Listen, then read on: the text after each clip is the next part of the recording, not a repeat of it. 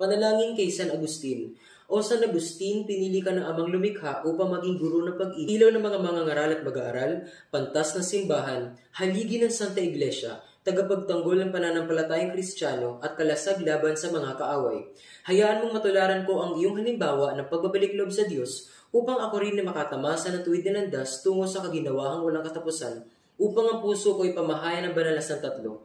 Ibulong natin kay San Agustin ang ating mga kahilingan.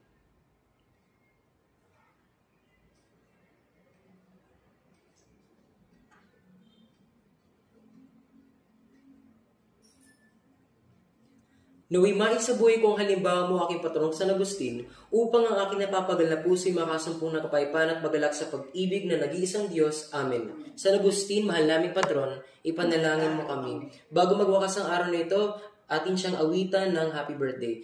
Happy birthday to you.